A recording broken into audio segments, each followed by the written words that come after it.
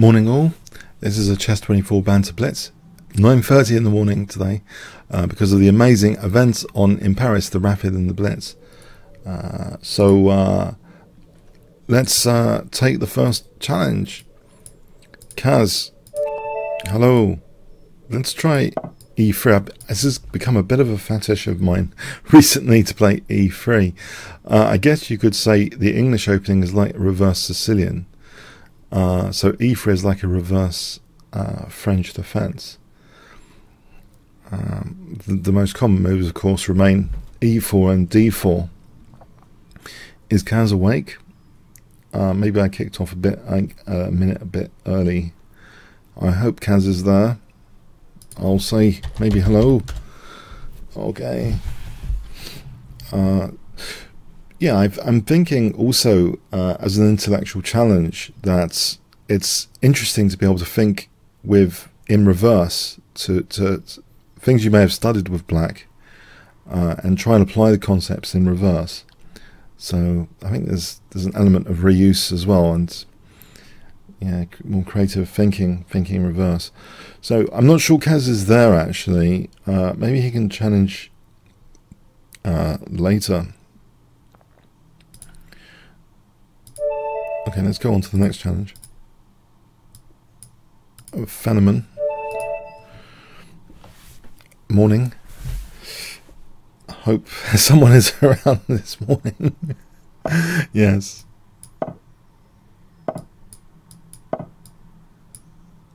I'm pre-moving C takes D4 here. I think it's a pretty safe pre-move. This is quite a common kind of treatment actually of the Sicilian defense at many levels. Well, it's getting more fashionable to avoid the main line anyway. So it's a bit more of a Roy Lopez. Well, maybe that's a bit of an overstatement. A Roy Lopez character. I'm trying to sort of put some pressure on the dark squares here. Now, probably, in a way, it would be better if the bishop was fianchettoed. But that always comes at some cost. When you fianchetto, you're weakening squares around your king. So, here, what's actually happening? Well, D4 might be weak anyway. I'm wondering if I can actually prepare a potential fianchetto. I'm guessing bishop G5 might be answerable. Okay, I was wondering if knight D7. Now maybe D4. Should I be worried about D4? I'm not entirely sure I should be, because I might be getting the C5 square. Okay. If any D4, I might get that C5 square. Now here I could tease my opponent a bit. This might be... oh, hang on. Let's not lose C5. Knight takes D takes. I'm losing C5 there. Okay, this position, it's like the better knight I've swapped off, because that knight with this G6 pawn seems to me a little bit more passive than the other one I've just taken off. Now, do I want to provoke F4? I'm wondering, if I provoke F4, that weakens that diagonal. Maybe I can break in the center with D5. Round about here, again, it's dissuaded because of that C5 pawn. Okay, what about F5? That's interesting, to try and rip open this diagonal. With Queen C1, that seems to be quite cunning against D5, to take and then Queen takes. Now here I might have Knight F7 on Queen G5. I've got that F7 square. I think from a hypermodern point of view, I want to put pressure across the center towards the king, with something like bishop c6 and queen b7 here. I'm thinking, yeah, queen g5 should be answerable with knight f7. Or even here, it looks as though the bishop's trapped. Actually, bishop g5, it's possible. But I'm not sure that's ideal. In fact, if I took, I could weaken this diagonal and play d5. I think I'm going to do that. So I'm hitting the knights now. This looks like a promising continuation. If king h2, that's walking into a self pin. if the knight moves, maybe takes, and bishop takes e4 after. And what I like about this position is the crossfire of the bishops here. They seem to have an elegance as well. Okay, that knight's hanging. Yeah, I think that crossfire was kind of elegant. Thanks, Fenneman. The commutator.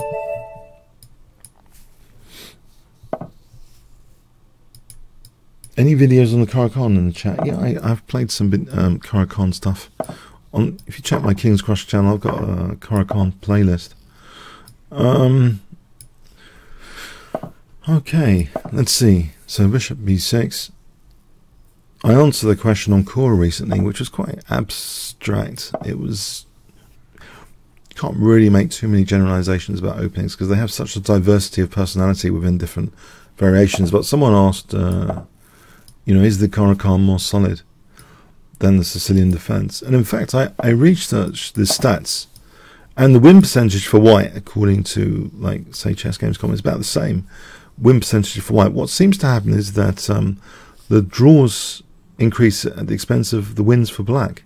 So, and in particular, I did a little case study on Karpov against Kasparov, and it seems Kasparov never played the Caracan against Karpov, and Karpov never played the Sicilian defense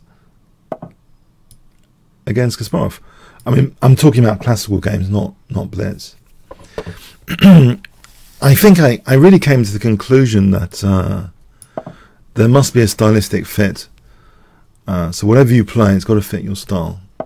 Otherwise, I think it makes sense, because otherwise you're not going to be exploiting what the opening offers to you. You know, if the opening offers, you know, tactical, dynamic play, if you're not a tactical, dynamic, aggressive player like Kasparov, you might not benefit that much from playing the Sicilian. You might just get tactically murdered. And also, if Kasparov played the Caracan, in theory, he might be reducing his winning chances. You know, if he played the Caracan against, say, Nigel Short in that match, the World Championship kind of match they had, then there might be more draws. In the event, Kasparov managed to win quite a lot of games from tactical positions against Short in the Sicilian. So anyway, it was just an interesting question. It's interesting to comment on openings in a sort of fundamental sense. But the thing is, within any opening, there's so many different variations and personalities within, you know, sub-personalities. There's a lot of very razor-sharp stuff, you know, in the Caracan. Okay. In fact, one of my early books, I've got a book by Kasparov and Nikitin. So Kasparov has played the Caracan generally, and he's recommending, like, often castling queenside. In the main line. There's a book devoted to the main line, you know, taking and then bishop f5. Okay, so is this a difficult position? I don't know. Hang on a sec. If I play knight g6 here.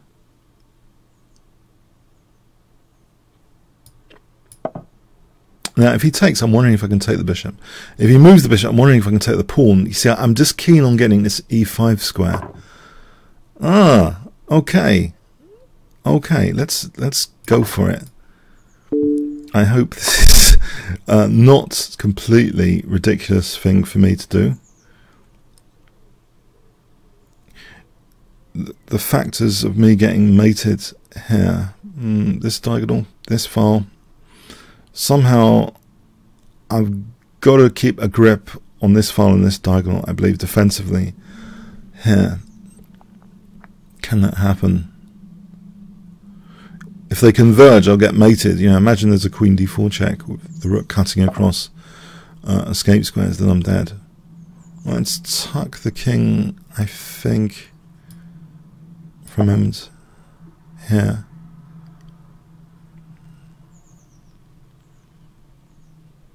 Now possibly queen f6. I've noticed something about this position actually. Rook g1, there might be c5 for knight f3. Very naughty, carnivorous knight f3 to have lunch with the fork For the fork to... Okay, anyway, for the fork on G1 and D2. So yeah, rook G1, C5, knight F3 after. If knight E6, I can take knight F3. Can I try and evict the queen with tempo? That's an interesting thing.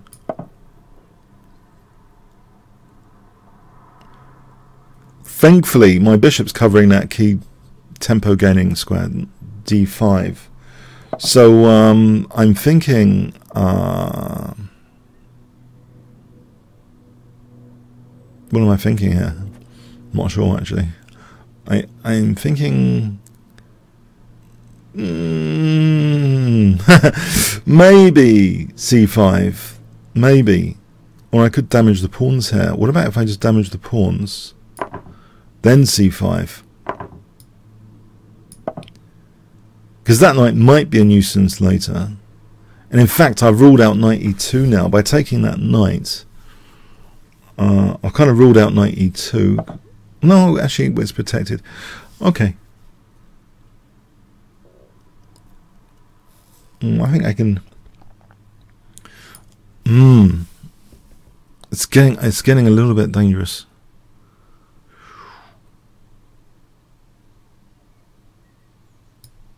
Can I do this?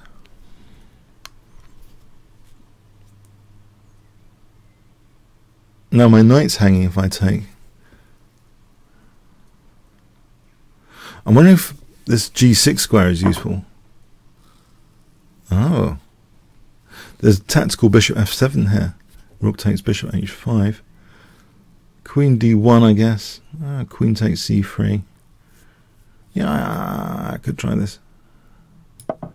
The pinner can become the victim. Okay, I wasn't expecting that particular tactical idea. Can I give myself F3 support here? I'm just wondering that could be handy.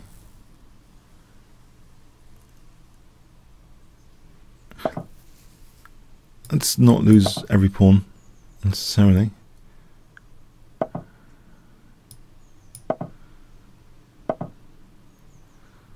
Oh, okay, I have to get out of the firing line there. I don't want to lose a piece either. That's naughty. Didn't see that one. Okay.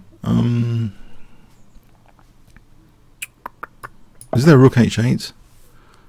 Is that defense? F takes rook H7 after.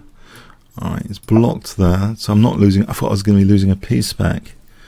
But I think there might have been rook H7. Yeah, there might have been.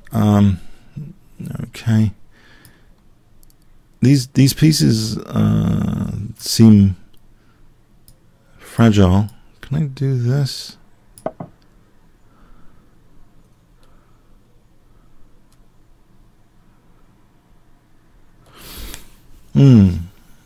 If I have bishop takes right, then bishop c6 might cut the rooks off a bit if I get the opportunity without losing the knight. I can get a tempo there. I'll take that.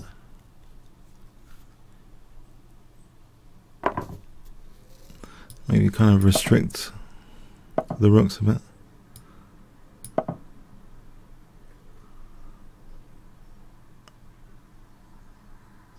In fact, okay, thank you. I think rook f2 might be coming. Now shooting forward, I guess he wants revenge from last week. Let's try e3. I managed to take a game off him last week. Yeah, he's got a plus score against me. This is going to be tricky.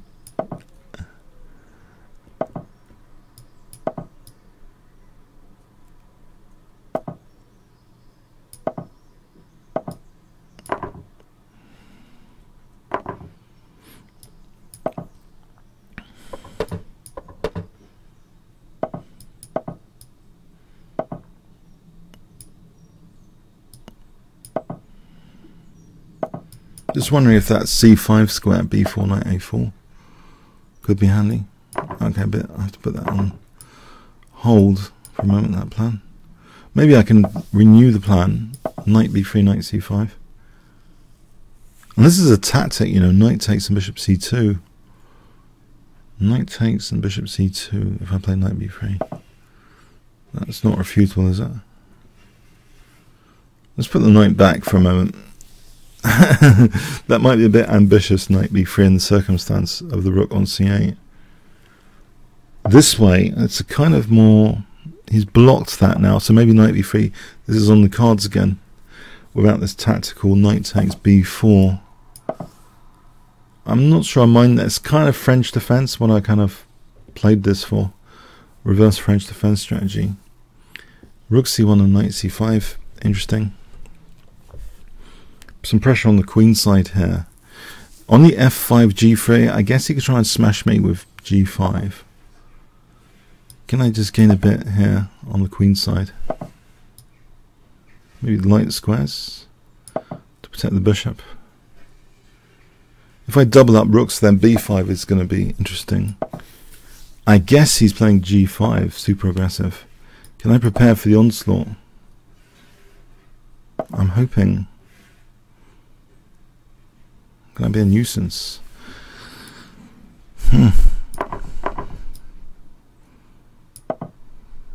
With rook g1 or something. Knight c5 later for this diagonal. Oh, maybe not.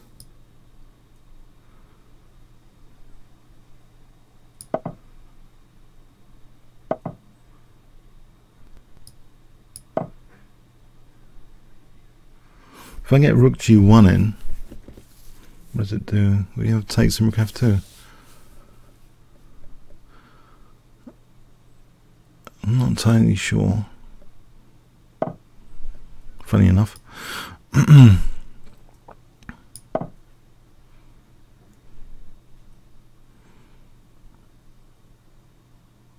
I assume he's trying to arrange some tactical onslaught of my king.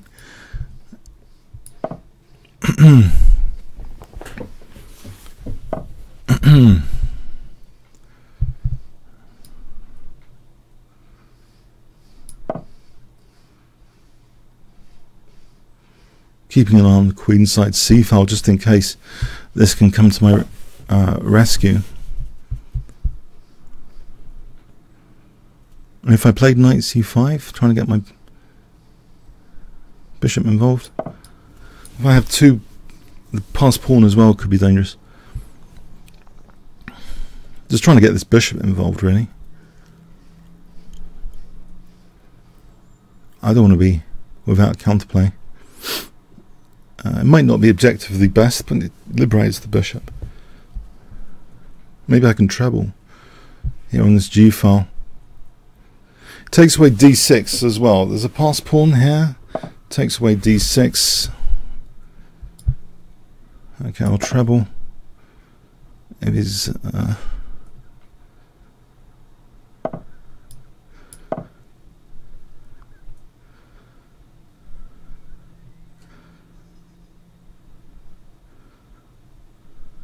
Queen h4, rook g6.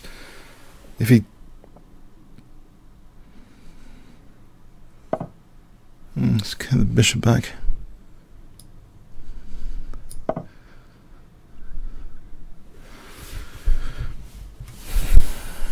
Knight e4, bishop takes queen g8. If it takes d5, knight e4 might be... What about h4? Can I push him? Or rook h3? Queen h4 maybe, threatening rook g6.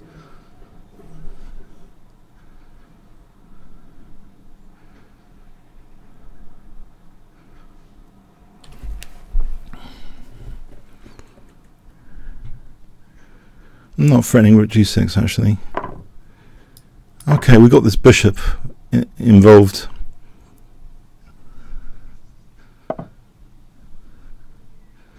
If I take...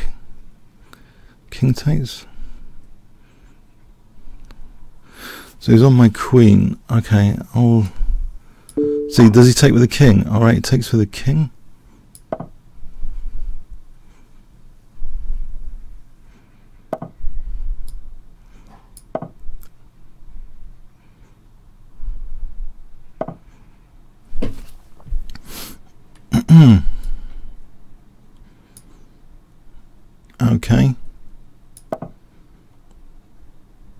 Queen h6, is that dangerous?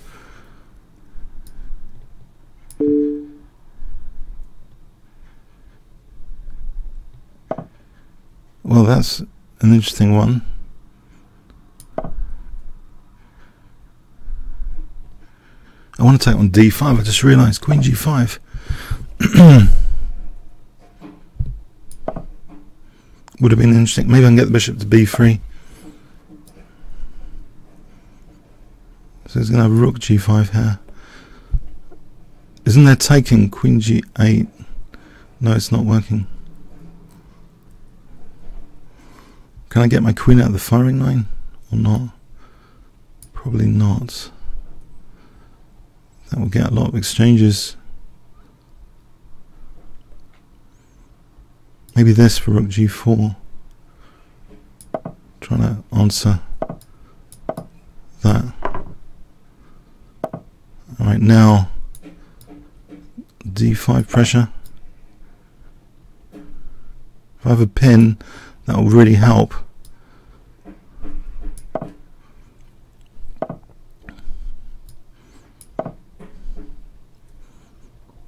c6, c7.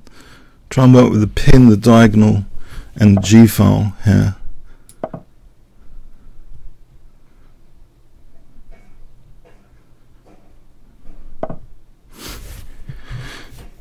Okay, is c7 possible?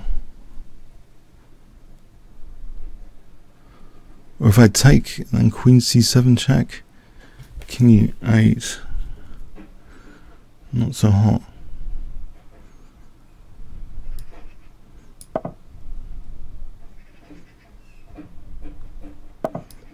Rook c6, is that's a nasty pin, rook c6. He's got passed pawns though now.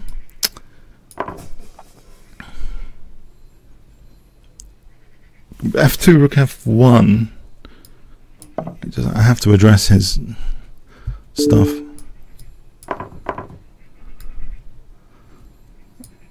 Oh, okay, this might not be working out too well.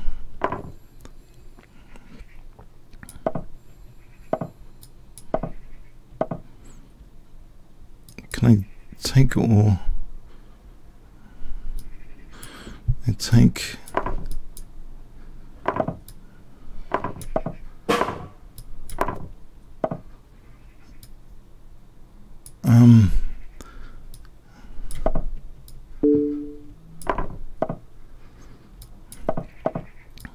I'll offer a draw if he wants.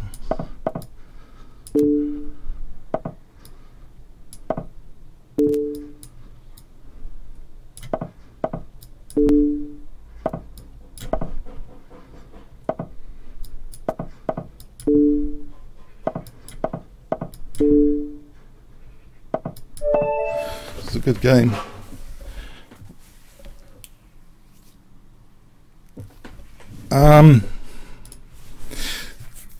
Yeah, a little fun workout in the morning. Yeah, it's cool. It's cool.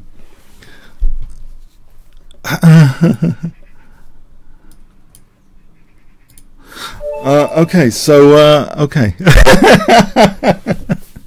Yeah, little fun workout in the morning.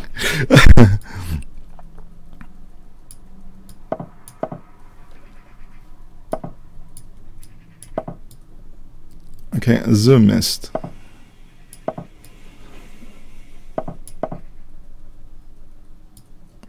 I was looking forward to that pin with rook c6. Oh, that's a shame, isn't it? Oh man. C'est la vie.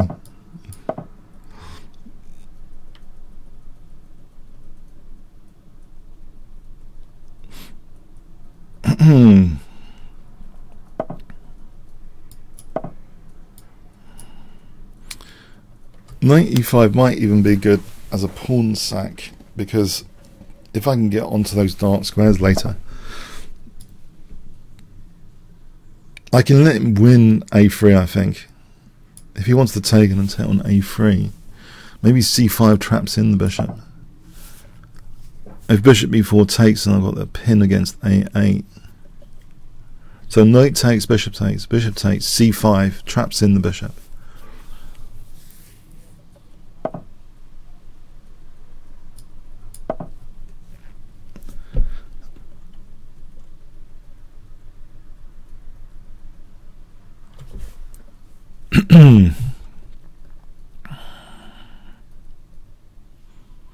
Is f4? No, I don't think f4 is dangerous because I'll dismantle black on f4.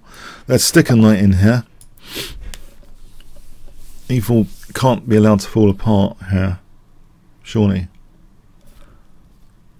I'm thinking cd to put some queenside scrutiny in this position. The light square in particular, b5 seems sensitive. Maybe knight a4 here holds e5. b5, knight c5. Maybe I'm ending losing a piece. And there's knight b6 there. That's possible for knight b6, maybe. b5, knight b6.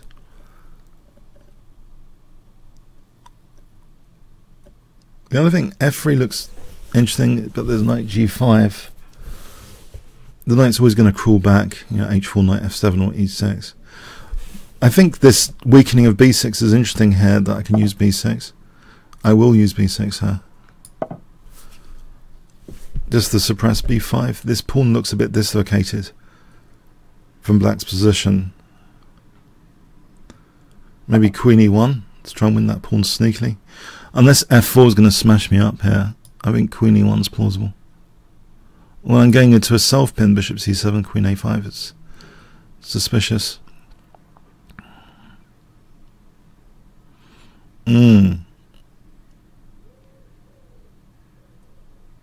Maybe there's...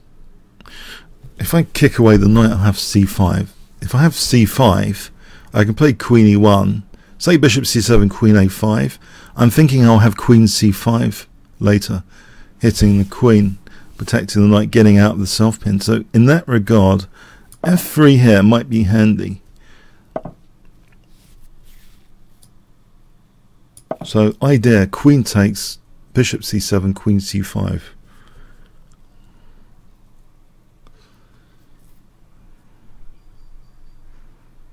It's not good to go in self-pins in general.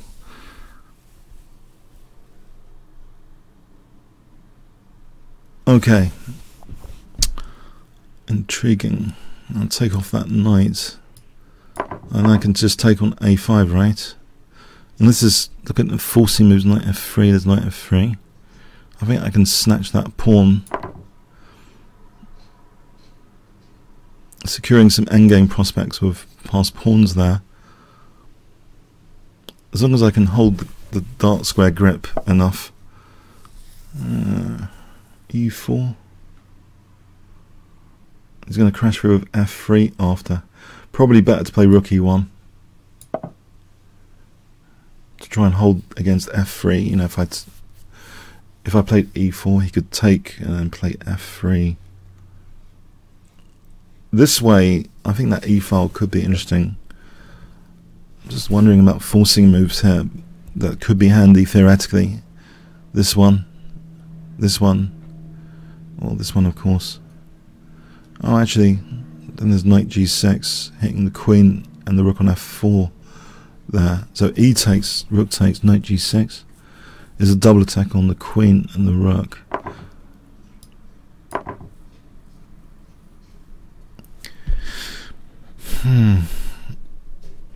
Okay, I can just double rooks here, surely. Then I'll be threatening stuff.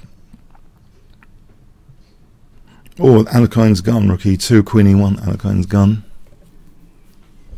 Where you got the queen behind the two rooks. Is it worth doubling? Was it worth playing queen e1? Queen e1 has an advantage of... I could bounce on this diagonal somewhere. Not, maybe not here, because... Okay, let's just double the rooks here for a moment.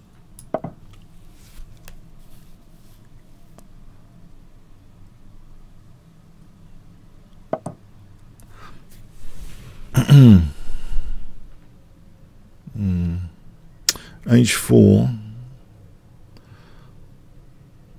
I could aim to be greedy with knight takes c6, rook e6.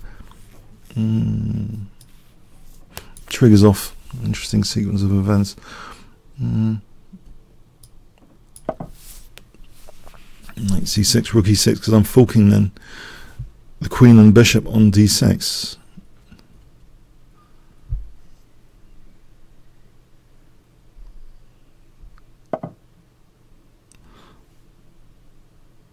I don't want to give counterplay with this f takes. I think just taking is clearer, as Karpov would prefer clarity over nebulous complications any time of day. Holding h4 even here. Keeping that bishop at bay, keeping the f file at bay for a moment. Rook g4 seems plausible.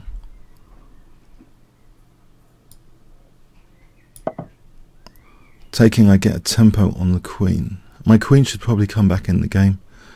Yeah, queen d2, queen g5 should probably come back in the game. I get the tempo before any bishop takes f3 happens. Well, I thought I did.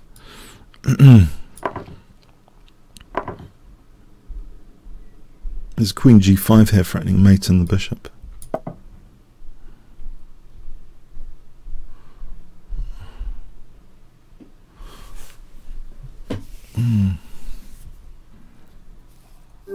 Thanks, Azumist. Marcel Kircher.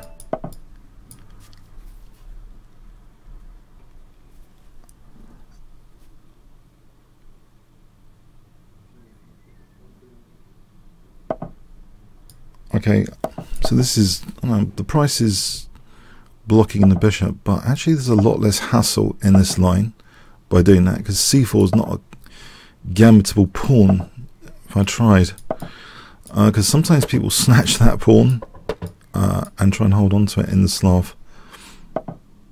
I can slowly work my way for e4 here.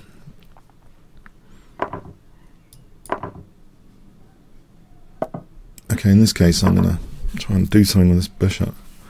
I don't want it killed by its own pawn structure. This diagonal seems promising. If I keep the position fairly open, that bishop shouldn't be that dead.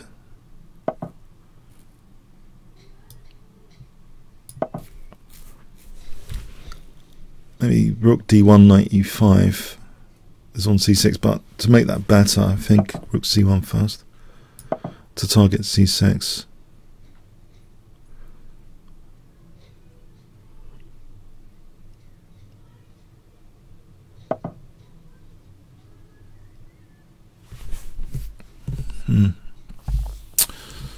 Alright, c5 can be answered with d5 if I play this, which looks pretty as well, of course. Let's put the bishop more meaningfully to play knight e5 now. I think it was just hitting blank air there for nothing. So I've either got d5 or knight e5. Which one? I'm thinking knight e5. If takes queen c6, I might have f3 to avoid getting mated. So I'm on f7 there. The forcing move bishop f7 must come into theoretical observation, at least here. At some point it might be handy. But knight e5, yeah, it's supported by my kind of trump card, that bishop the opponent hasn't got. So I'm on f7.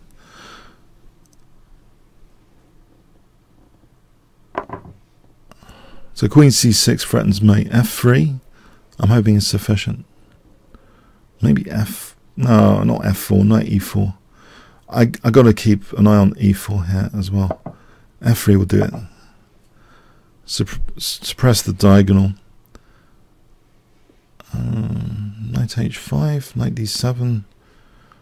Bishop d5, queen moves. Queen c4 threatens f7.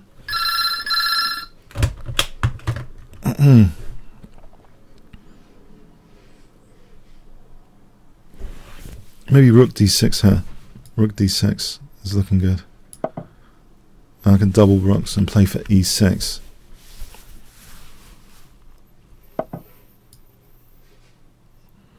Maybe I need to hold that pawn now.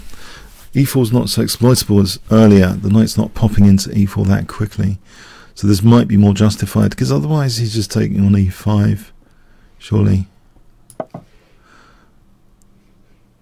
So if I can double rooks and play for e6, I mean that's the dream here, because it would actually liberate this bishop as well as this one. So rook d1, e6 is the dream.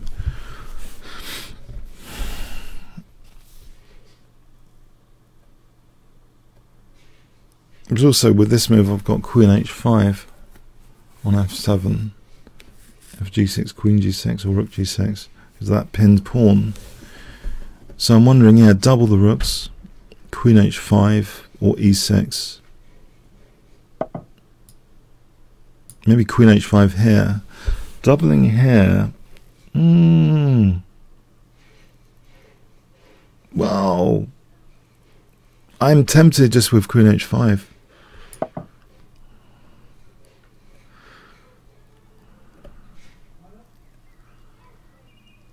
I can double to support e6 with the rook held, otherwise I'm just dropping the rook. So I can double, I hope, and then e6. Alright, if he wants to give me a pawn there. If I take with the pawn, he's got queen c6 again. If I take with the rook, I holds the c6 square. He's got rook d8. Oh, there's queen f7 there. Queen f7, bishop f7, rook d8. So maybe rook d6 is better, just to hold c against queen c6. Okay, queen b7's coming. Well, I always have bishop d5, but he's on this pawn. Shall I hold this pawn first?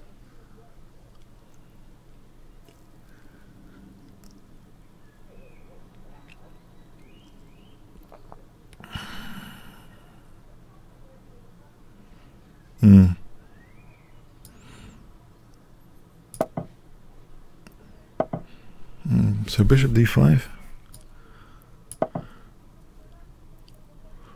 Maybe queen f3 and just get the queen to d5. It's a dominant position on d5. So if he wants to take on d5, queen d5. If he wants to come here, at least I've got my pawn in advance protected. What can I do with the queen on d5 here? Do I have to play f5 and e6? Maybe. The bishop is supporting that pawn. f5 and e6 is a coordinated effort here. The knight's holding the entry point. Okay, he's provoking me to play f5. Knight g5, e6. But there's also rook d7 here. I think rook d7 and f5. If knight g5, h4 to kick the knight away from f7. I think a rook on the 7th is not to be underestimated. I had this game on Friday against the GM. I should have mated him. I missed the mate. The funny thing, in post-mortem, I was convinced the rook on the 7th was a killer. It was, but there's also, I mean, there were various ways of skinning the cat. But here, okay, knight g5, h4 looks crushing enough. Knight f8, queen f7 is exploiting the rook on the 7th. I'm mating in 2 there. But so h4 here looks as though it should be good. I seem to be dominating the position. I just need to remove the defender.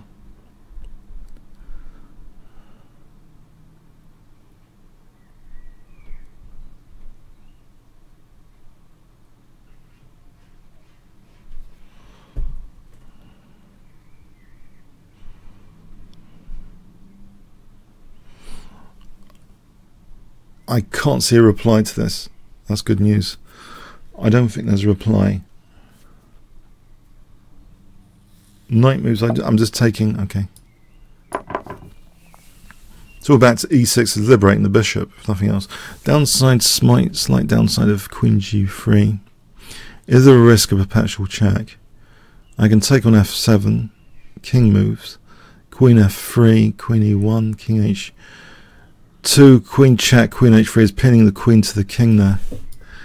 So I'm not sure this perpetual check mechanism is working. if the king's on h8. I think this is mating nearly.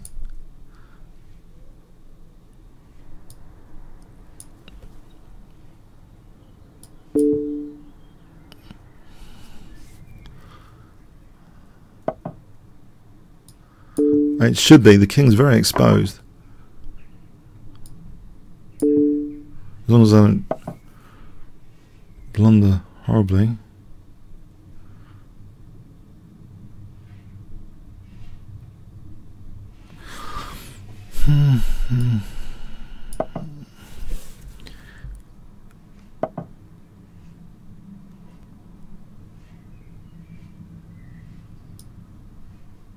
Cutting the escape here for queen h3. I'm hoping there's g4 there on queen h4.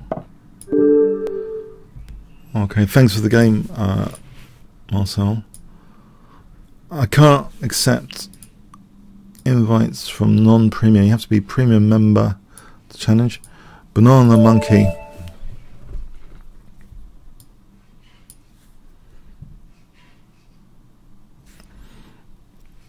Bananas a good source of potassium. I've seen grandmasters eat bananas at the Southend all play all. I think it's the choice of grandmasters. Bananas for the potassium, helps the brain, I think, a little bit. Not too much. Bananas a day, I'm talking like 1 or 2.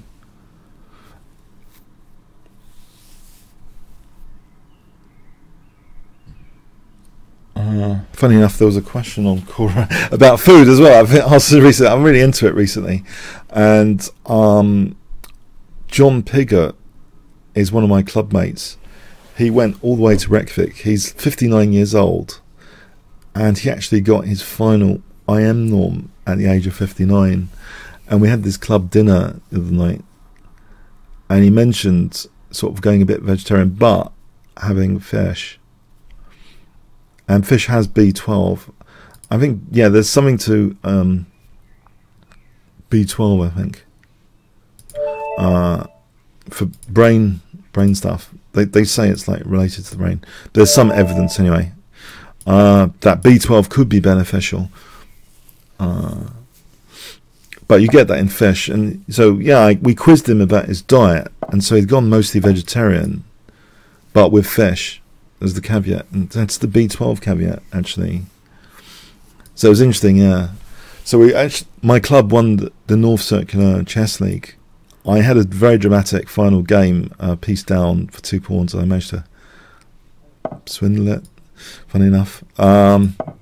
So that helped secure, actually, yeah, we needed to win that match to avoid a playoff. So we avoided a playoff. And we had our club dinner just on Tuesday. So, yeah, John Pigott, what I find remarkable about the whole thing as well is the kind of adventurousness. I don't know if I could, like, take off for, like, Reykjavik to play in the Reykjavik Open. I think it would be a very, very cool thing to do, because you could visit Fischer's grave is there as well. He ended up there in Reykjavik, but they take chess really seriously. I mean, they really respect chess. You're not a nerd, apparently, in Reykjavik. So they have been fundamentally altered, I think, because of the 1972 match. So, so John, yeah, he beat Shirov in one of the games. It's actually on my channel. It's incredible. His first IM norm goes back several years, and I was actually in his first IM norm all play all. I was a bit of a hacker. I didn't do very well, funny enough, but I was like the lowest rated entrant at about 2250 at the time, or just above 2200. But he got his first IM many years back, and I'm so happy for him. He helped us actually win the Hearts League, which we hadn't won. This is a few years back, for 40 years or something. Pivotal to some of our club successes. And he had a record ECF rating on one list 2 or 3 years ago of 270 or something, 275, something ridiculous. It was based on 5 games. He just won 5 straight games against strong opposition. So it was just a statistical anomaly. But he's added some weight to it by beating Shirov in the Reykjavik Open earlier in the year. He doesn't even play e4. He actually beat Shirov playing e4, where most of the time he's playing c4, the English opening. I think Shirov had been softened up, though, by this Ian Hambleton earlier, who also got a GM norm. So Shirov was good for helping people get their norms in the Reykjavik Open.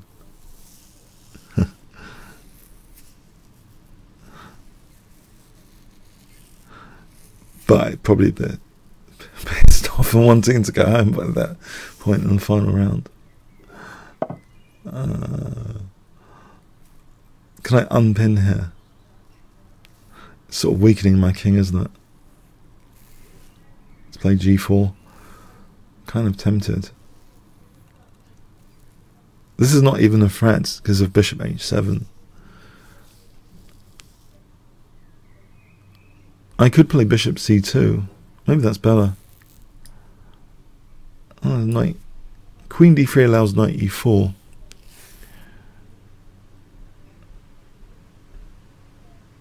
I'm not sure what my point is here of this position.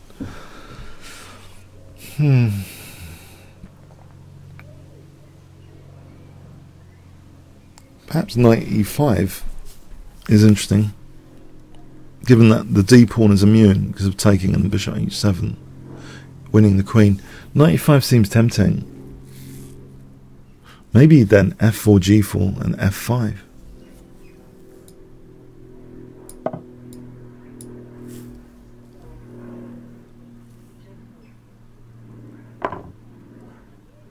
Did I just blunder my queen? I did, didn't I? Oh, Muppets. Oh man. I just blundered my queen. Okay, so I'm playing a queen odds game now. That's nice. I'm glad he's like taking his time here because this is going to be fun. Okay, yeah. It is early in the morning. I was just drifting off there. I was thinking, night. Yeah, that's a really fun plan. Oh, the details. The devil's in the details, really, isn't it? Oh dear. Okay, time to wake up. I've still got a few pieces on. So what's the betting I can win this? Bets are on. Okay, 10 to 1, 5 to 1. Tell me the odds. Tell me the odds here. Come on stream. What are the odds?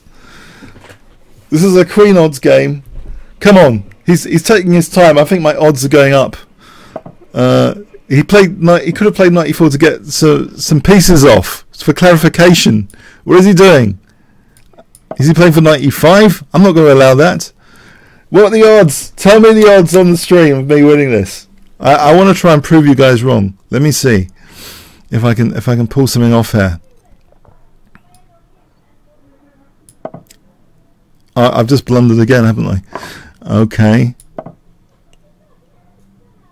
Bishop d4 takes. I'll be a rook down. Maybe I should keep some pieces on.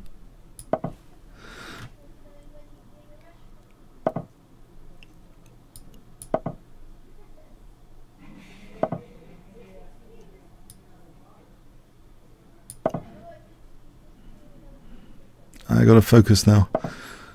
Storytelling is over. That's a piece I can take, right? Do I take on f8 first?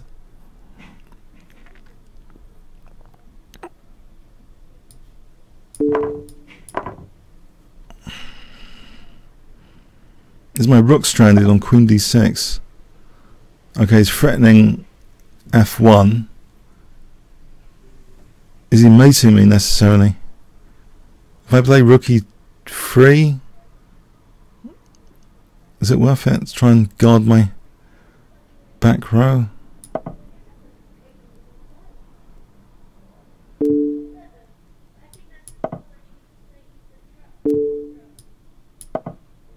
Things are getting nasty, I gotta say. I don't like this pin. That's very unfriendly in the circumstance, I gotta say.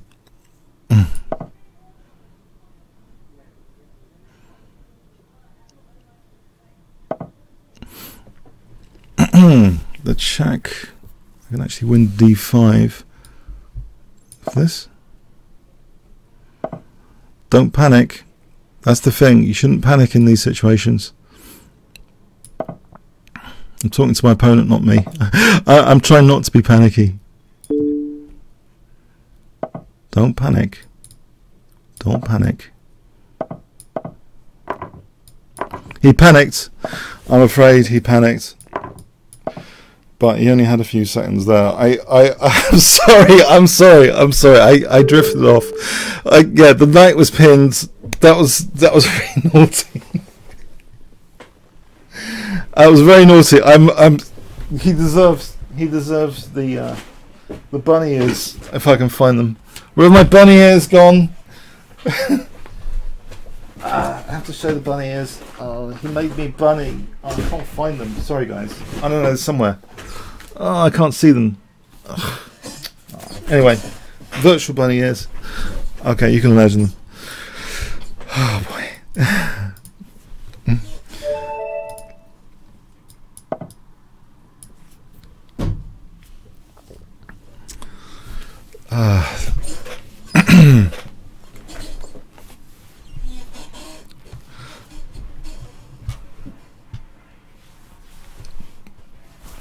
I mentioned about don't panic last week, I believe, didn't I? So I think it's a good prelude to mental control, and then you can research the resources. It's a prelude resource, I believe now.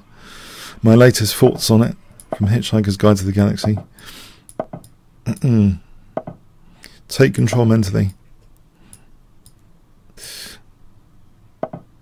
of a horrible situation first, and then try and rationally maybe find the best decision. I don't know, that's maybe in other areas of decision making that's handy, well, in general. So bishop e2 and castling.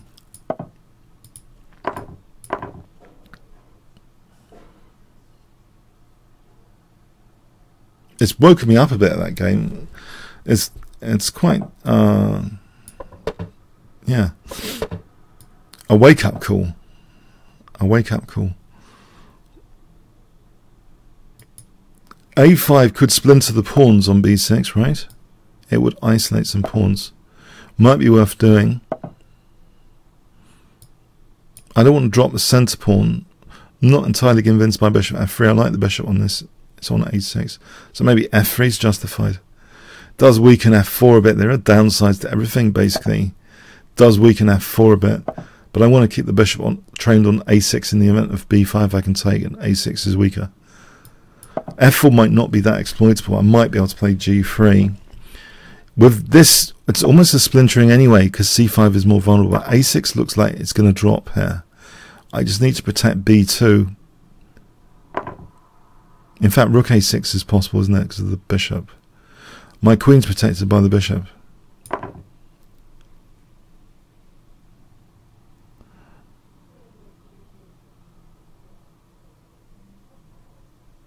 So let's see, queen c7.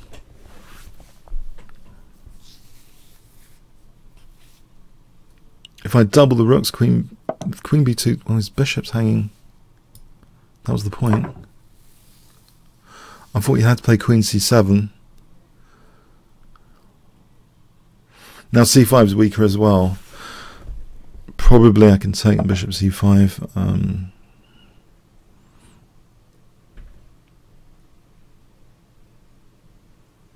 And probably play rook f6 as well, just to simplify. I'm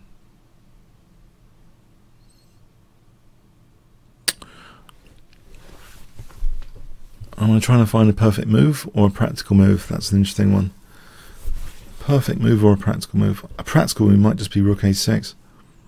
Yeah, let's just play a practical move. Just let the pawn drop back.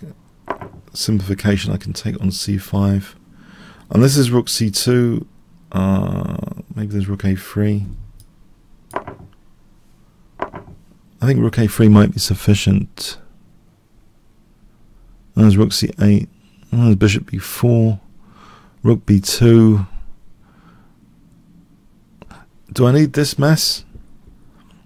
Can I not just play something simpler, like rook b1 here, to further simplify? If rook c2, okay. Well, the back row's weak here. Gives me bishop b5.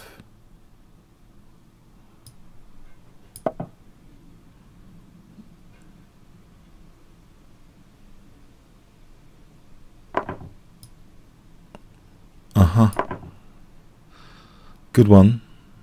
Nevertheless, I'm still the exchange up. I thought you'd take here.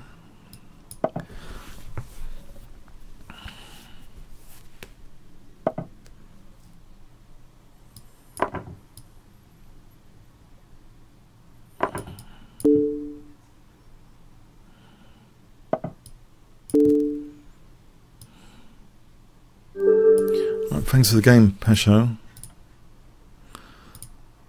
KM Beast 007 License to Kill, huh? James Bond 007.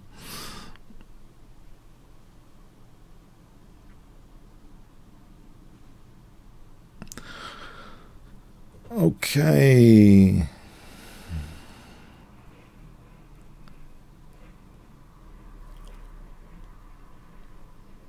Is he there? I mean, you guys got to put this tick box. Last time I checked a few months back, was informed. Are you doing the tick box? Is the game automatically popping up? Okay, maybe it is.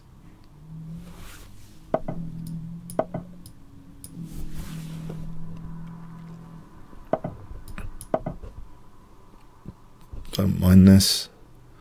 It seems intuitively that these squares, weakening them, is not a fantastic way of playing for a big advantage anyway. It's novel, but it might not be that critical for black here. It's kind of mixing hypermodern with classical in a way, the hypermodern fianchetto. I don't want to be hacked to death with a knight sack. Is there going to be a knight sack? Just in case, let's get rid of this knight. Or maybe d5 for bishop takes g4. If bishop e2, knight e2. If queen e2. I can think about things. But d5 here might be an energetic central response to this flank attack. Like so here, d5 kind of unpins as well, f7 potentially. I think at minimum I'll have knight g6 anyway, so I'll go for it. So bishop g4, bishop e2, knight e2, queen e2. Oh, there's two pieces hanging.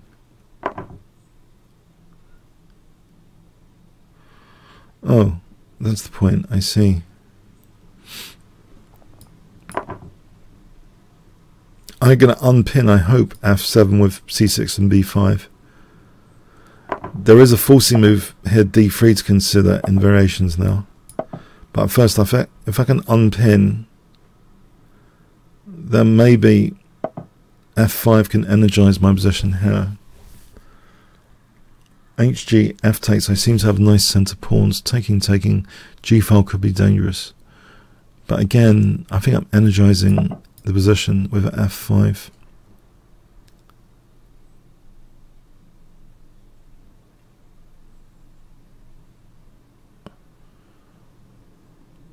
The g-file is a long way from castling queenside the way that configuration is. You'd have to move the bishop, then move the queen, then castle queenside. So if the king's stuck in the centre, this taking in d3 is interesting. I'm hitting two bishops.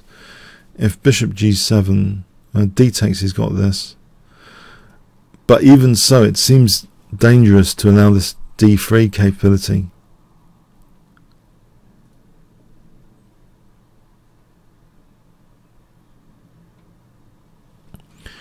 Is it refutable?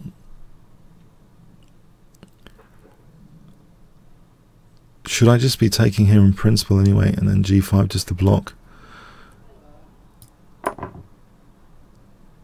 Just to block the h file up. I'm hoping he hasn't got time for hg.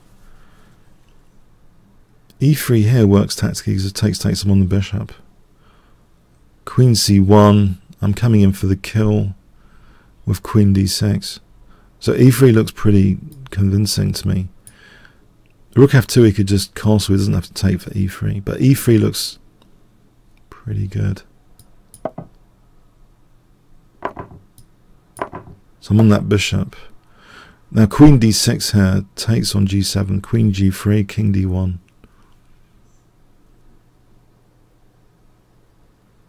There's a check here to blunt the diagonal.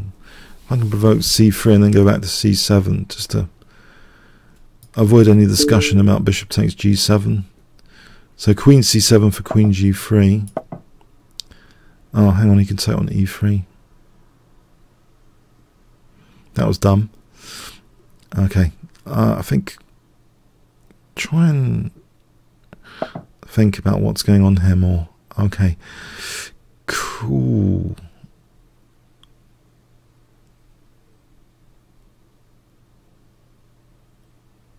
Queen f4, queen e3. Alright, let's stop this h-file business. Even if I'm losing that pawn, I don't think it wasn't in my plan. But if I can have active rooks here.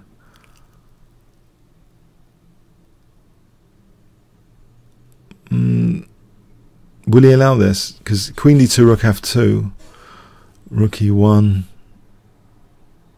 queen e5 looks like a nasty self-pin. If he has queen as a nasty self-pin, as long as there's no d4 and a check, it looks like a nasty self-pin to go into.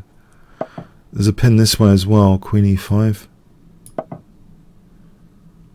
So the bishop can't move without queen e1. Rook h1, I think I'm just taking that. d4, I'm just...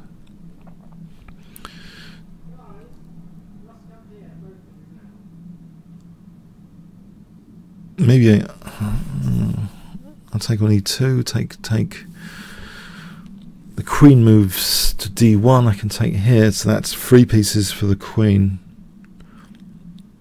With the prospect of bishop g4, bishop f5 cutting across the diagonal. So that might be worth it here. 3 pieces for the queen looks fun. With 2 pigs on the 7th.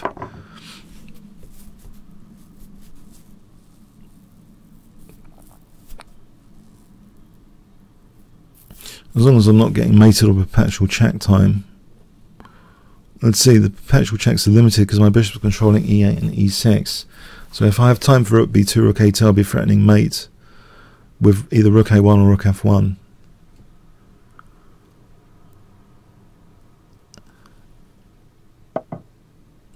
So I think I've got time to gobble. I'll play rook a2. Pigs on the 7th. There's bishop g4 here. You can play rook f8, but I think I just take.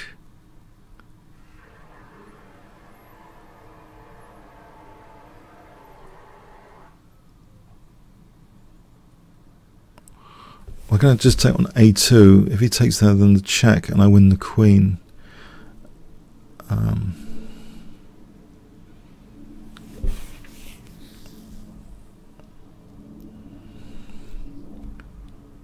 Alright, let's not be too sophisticated about this.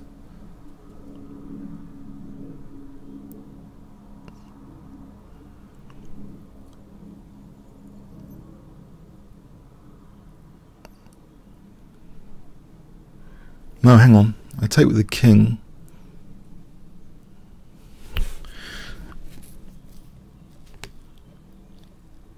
Bishop a3 there. Takes bishop a3. Tries to go in for the perpetual, but rook f1 mate. So takes bishop a3, holds the rook for rook f1. So rook f8, bishop takes, queen takes. Oh, he's got perpetuals. Might be allowing perpetuals. I'm taking the queen here.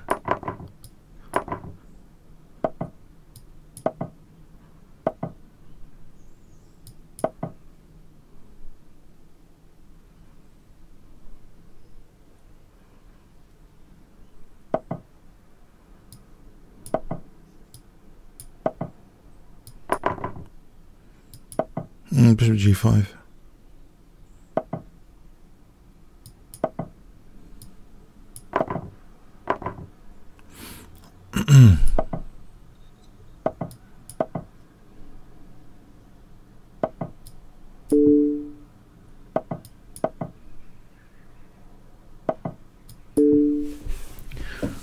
Two connected pawns look too dangerous to me.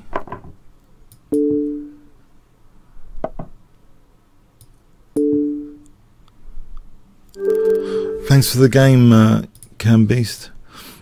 Okay, Amando.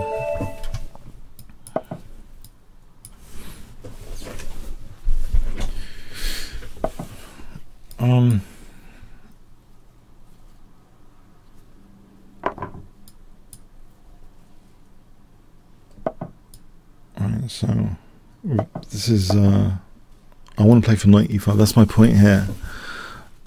I had this point of inspiration 2-3 weeks ago in a bullet game against Lion where I could entrench a lot on e5 at minimum with this reverse French defense. So I've been taking it up as a pet recently because I like the idea of a knight on e5 in this situation.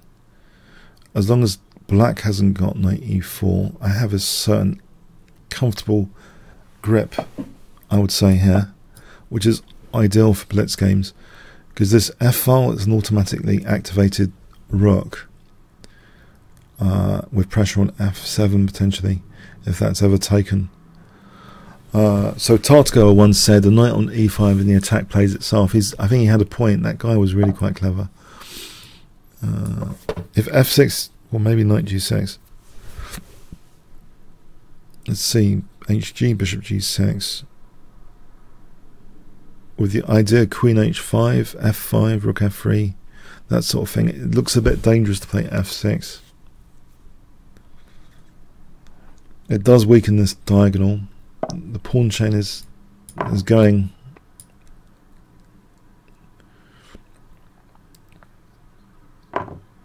So f5 and queen h5 look to me dangerous, with prospects of rook f3, rook h3 or g3. That bishop at minimum would be hemmed in as well. This bishop would be liberated across this diagonal. If I can keep the bishop hemmed in, so say e5, I think I want to keep that bishop hemmed in. I can threaten mate immediately. In fact, e4, there's queen d5 here. So given that's the case, maybe f5 should be put on hold, assuming black is defending this. Mind you, hang on, check and f takes is nasty, I think. If rook here, I can even take the rook there. So what is the defense here anyway?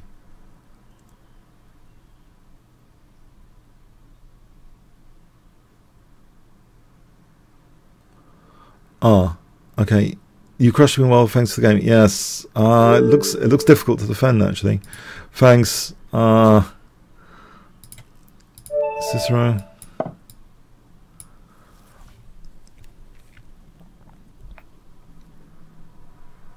Okay, Cicero 28.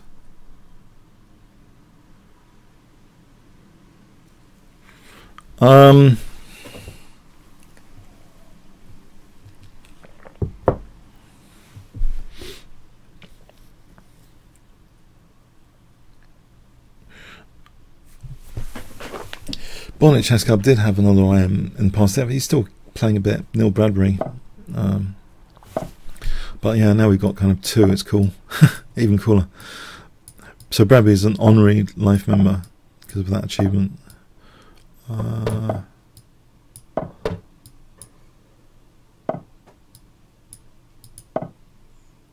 I did find it inspirational to play along John in some of the matches actually. Some of the explanations, it's really quite educational, inspirational. If you've got a local over-the-board club and a really strong player in it, it's really cool, I think, sometimes. I want to play knight d3 and f4 plan. So to do that, queen c2, knight e1 to d3, rook a e1, f4. As long as black's not capturing e5 with a knight outpost, then that should be a good positional method here. Knight e1 to d3, rook a e1. Yeah, the concern is the e5 square with this plan. Maybe he's playing for f5. Yeah. Okay, change the plan. Can I play g4? I've played this sort of thing before against King's Indians. I think I've called it the Shirov system, actually. If takes some king g2, rook h1 is okay, I think. If this, my bishop's in the wrong place. Can I play knight f2? h5 is coming up.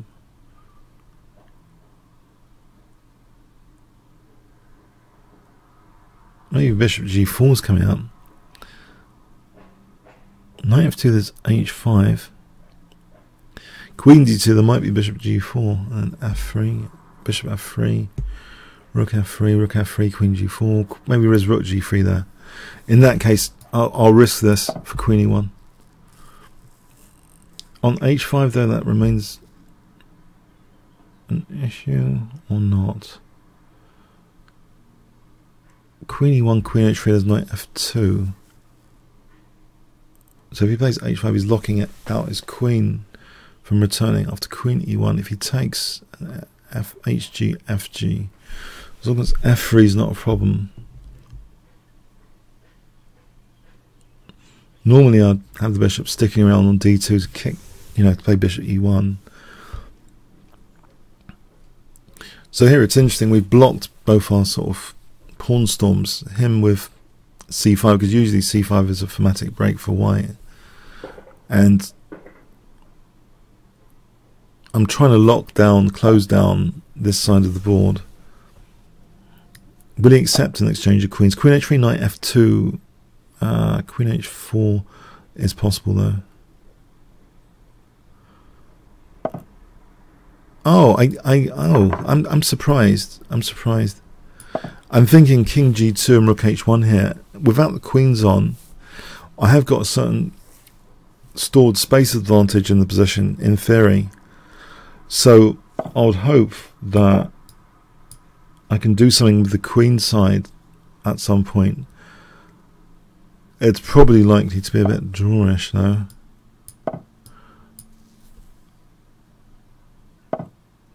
I can take the opportunity for b4 here, but he gets c5. So this way, trying to avoid giving c5 on the plate.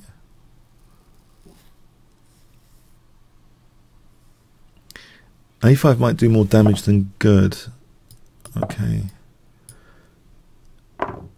Oh, I didn't expect that.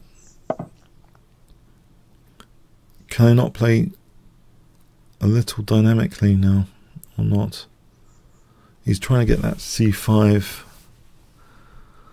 at some cost. If I play knight b5, knight square bishop, gets that c5. I'm just running c5 here, ab.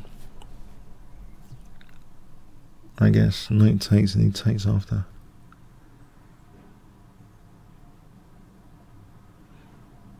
Knight c6. This is a pawn sack. I have an idea that this pawn sack is depriving black for a moment for that c5 square. And say he took with this pawn, he's weakening that e5 part of the chain, trying to blow up the pawn chain here thematically with c5. It doesn't look like it's ideal circumstances, but actually, a takes, knight takes, Yeah, maybe, you know, knight c6. And if he ever took, then knight b5. I'm thinking this is compensation for the pawn. Knight b5, knight c6, knight d6, for example. And e5 is dismantled a bit. Okay, so there's c7 here. Okay, there is, say there's knight b3.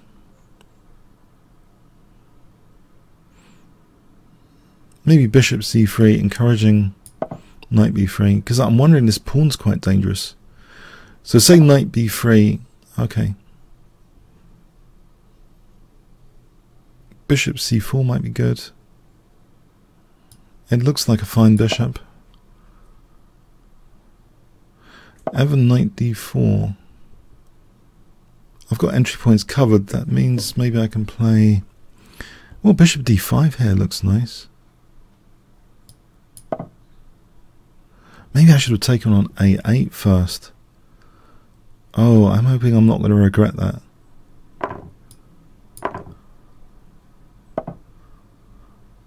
Now I can take and then rook a7. If I take with the bishop, it's not doing anything anyway. And there's bishop b7 to follow. That bishop b7 here picks up an exchange. But maybe rook a7 is better. Rook a8. If takes, king d7, bishop c6. If takes c8. Yeah, that looks good to unblockade. So king d7, bishop c6. If king takes c8, queening.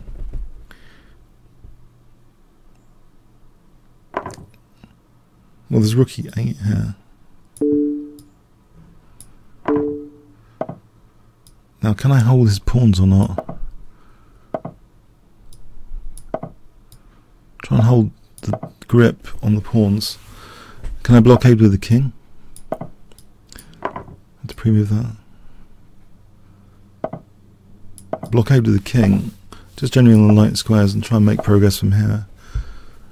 So what's the ideal, the dream scenario? A knight on d5, maybe. How do I get a knight to d5 via b6? Maybe.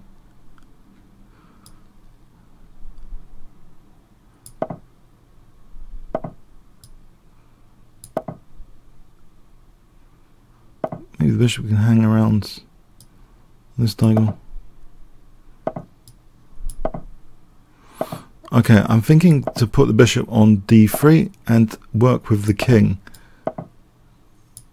Stop king c6, play bishop d3, try and get a zugzwang. Try and push the king out with, I've been studying bishop and knight mate. This is kind of reminiscent. Practicing bishop and knight mate the other day, and you have to work with your king and the minor pieces on both sides of the hypotenuse. If you practice bishop and knight mate, it's quite fun actually, the mathematics of it. He's quite a way to get into the position here, so I'm hoping my g5 now.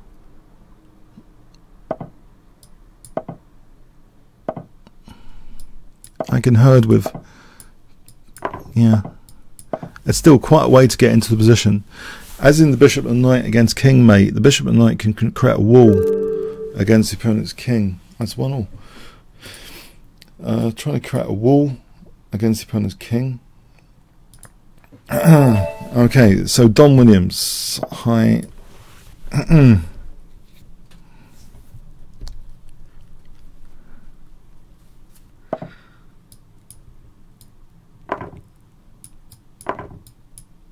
If you want to learn bishop knight against king, there's a beauty. It is actually very beautiful to practice, even to practice it against the computer, ideally, for maximum resistance.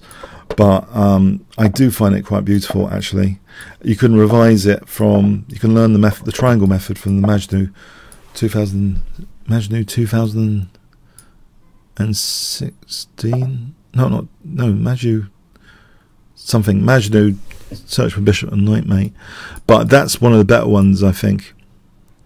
To check out the triangle method. So it's like, but yeah, I think it does show more than what it apparently seems. It shows about how the bishop and knight can actually complement each other to create a wall against the opponent's king.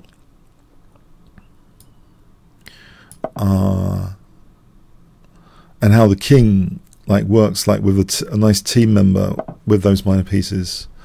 So you know, maybe that sort of thing is it's kind of instructive for other positions.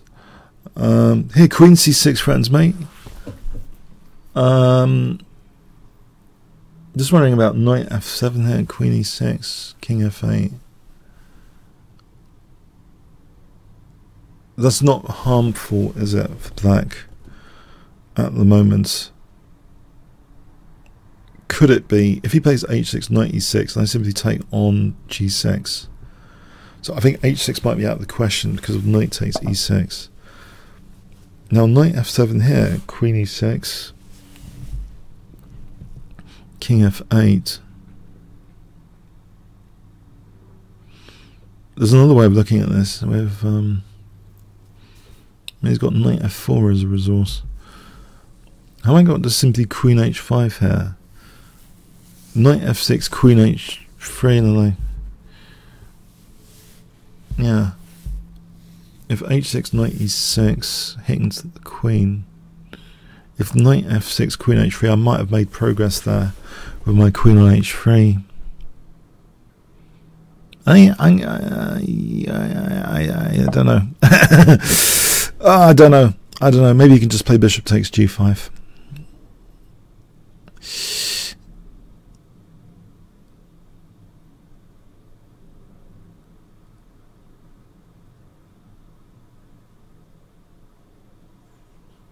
Okay, I'm thinking Knight F6, Queen H3. Okay,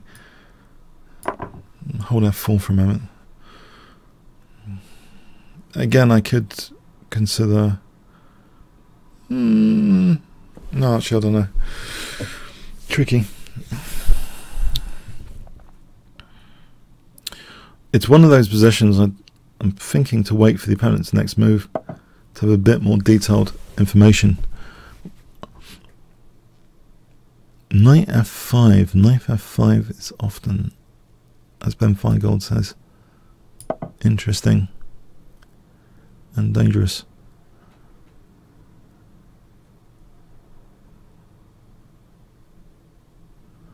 Pins that knight anyway to G6. If he took, then Queen G7.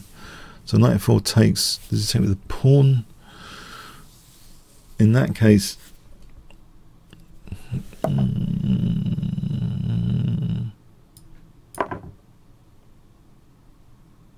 takes with the pawn.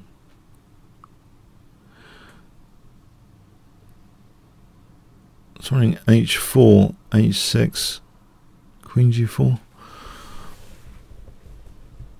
H4 might be worth a punt.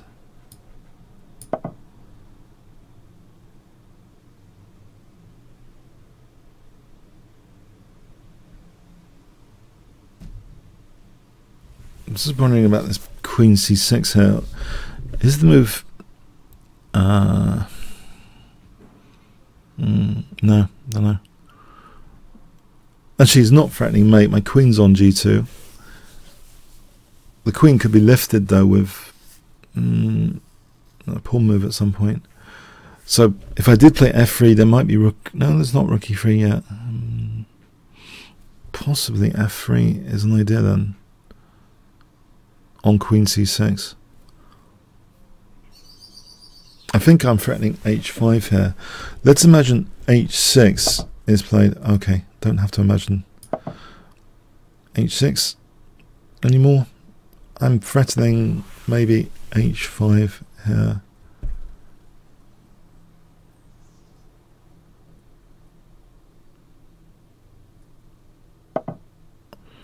Right. So Knight H6, King H8.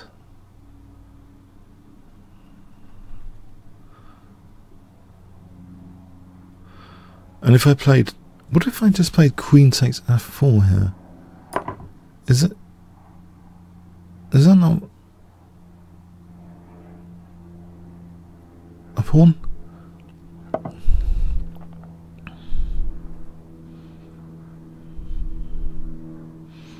I don't really like the self-pin concept. Knight takes d6, rook d8 is not usually something you want to do.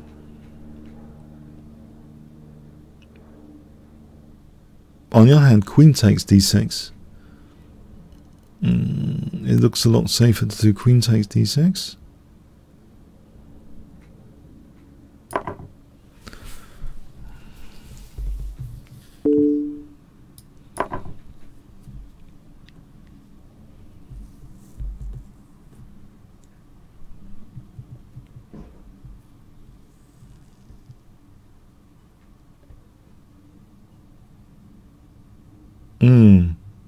Pig on the 7th.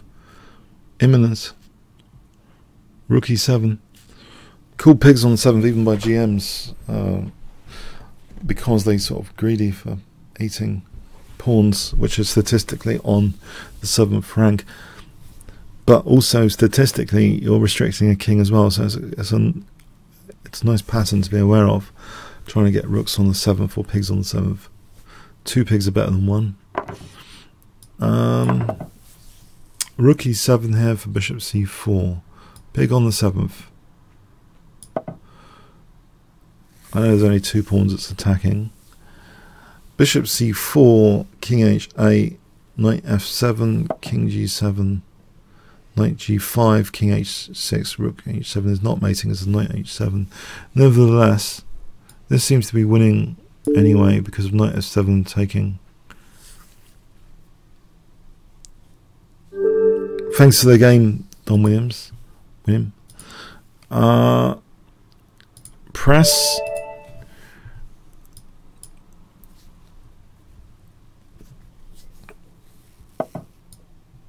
B4, the orangutan. The orangutan.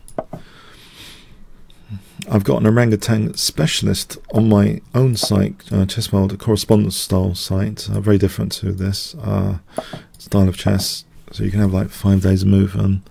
But I've got this thematic organizer who's been mad on the orangutan the last 10 years. I made him a thematic organizer. All sorts of start positions from the orangutan.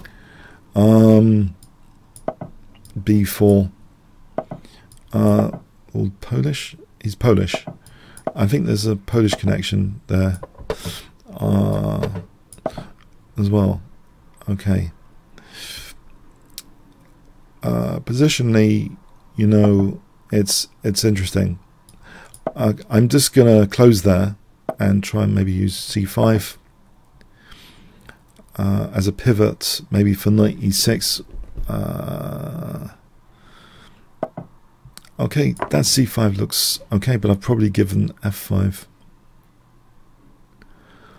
I'm wondering bishop f6, knight f5, knight c5. Or can I wait for knight f5 before playing bishop f6? Maybe I can wait for knight f5 here. So knight f5, bishop f6. Yeah. Let's see what's happening here.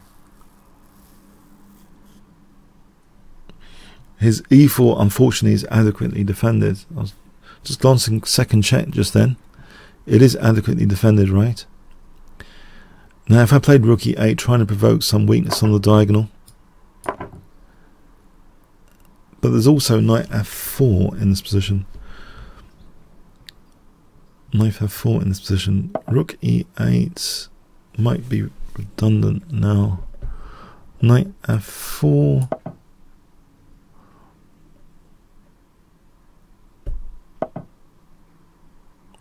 G6 looks plausible.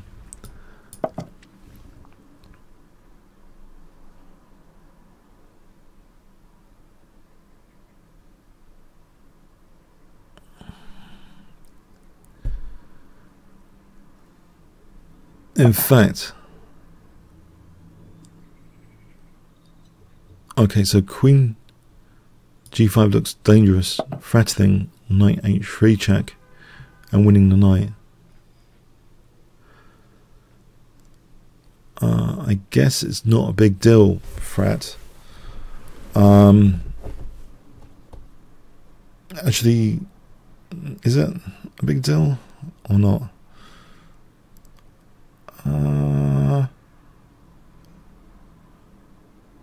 It's kind of, yeah. Here, I think it's interesting to play knight h3 and queen takes e3.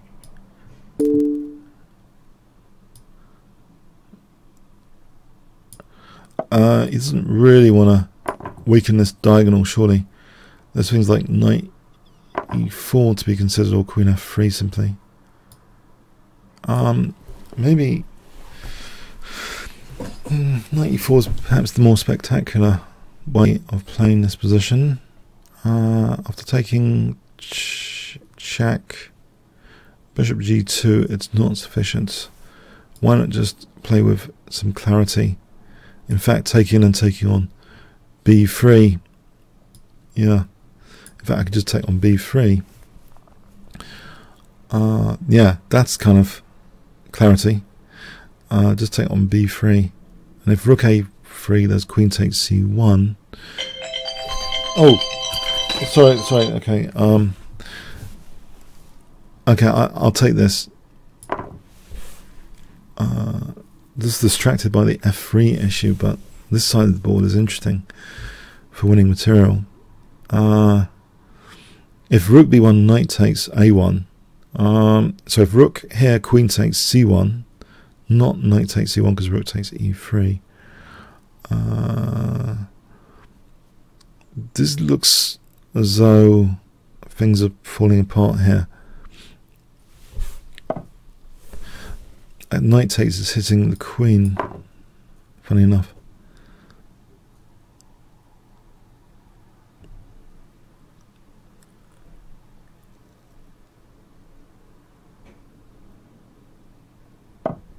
Okay, now I'll come back to my original story of queen takes f3.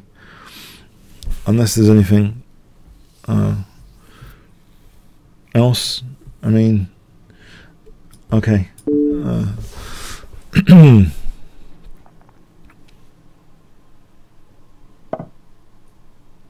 Right, I can get the knight out. In fact, rook e3, there's, well, I can just take the rook.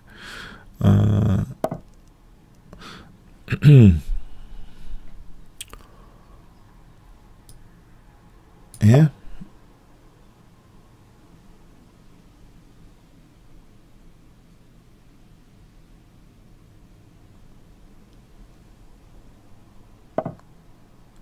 I can get the queens off like a chicken, simplifying like a chicken, but it's standard procedure. Thanks. Play one more. Yeah, make this the final game. Hope you enjoyed today. If you want like 1 fun, 10 boring, I hope you found it fun a bit. Okay, if you want to vote, you know, on that, that'd be cool.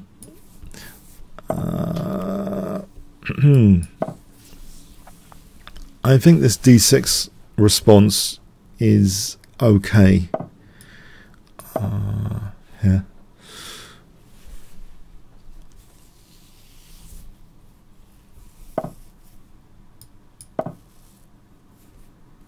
Probably the main move, in fact, if you looked in our opening book.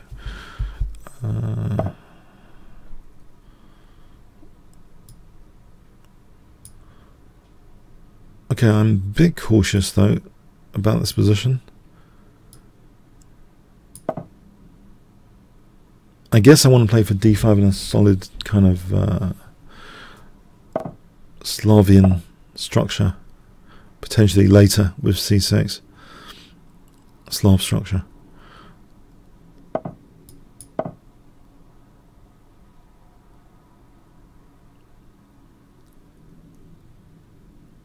Okay.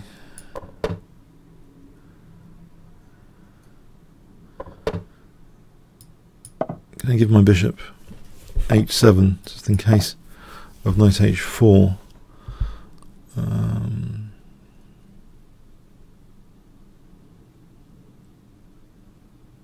So at the moment,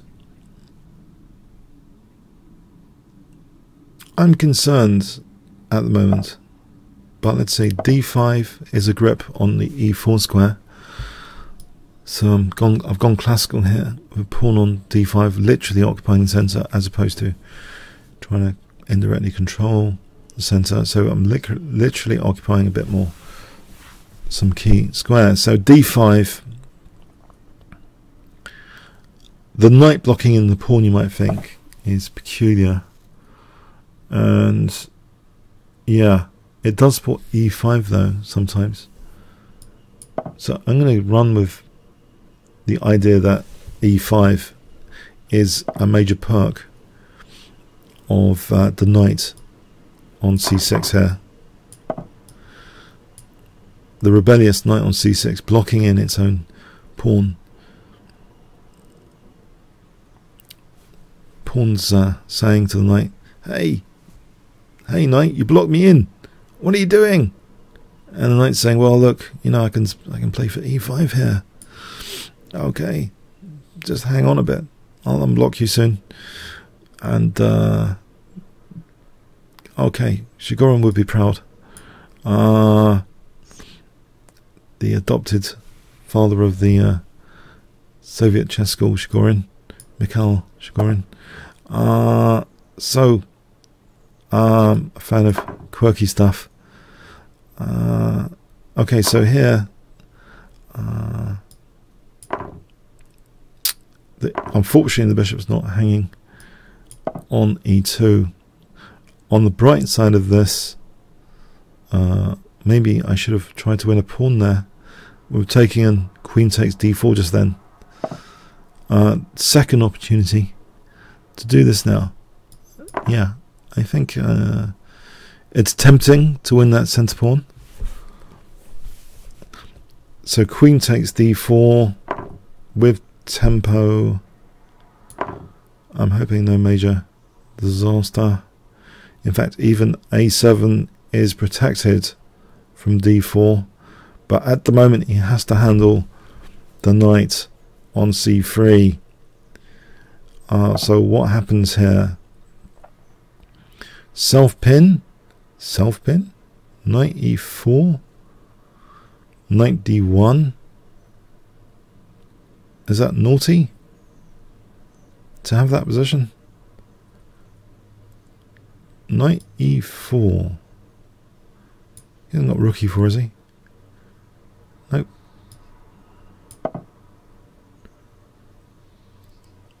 Self-pin. Knight d1.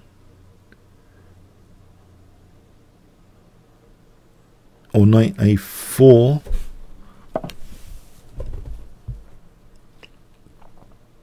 If I take, possibly knight c3 is a good idea here now, with a view to I don't know, actually I don't know, I'm thinking the a2 pawn or something, or maybe just I've got this pawn majority here. I'm wondering if oh, b5 looks as though it's winning a piece. And if yeah, b5 looks really cool here from my perspective, because I think this is holding the knight. Yeah, that looks to be winning a piece. If rook c1, I can probably just take this. Take. Okay. Okay. I think it's going to be. I'm wondering if it's going to be this 12:30 next week. So I hope you enjoyed this session. And I was lucky to remain unscathed too much. Didn't beat me up this week too badly. Thanks. I'll sleep more easily. And okay, see you next week then. Remember to like the video and check out Majnu's Bishop and Knight against King. If you don't know how to mate with Bishop and Knight against King, it's really cool mathematically. Controlling the hypotenuse, honest. Okay, thanks so much. Cheers then.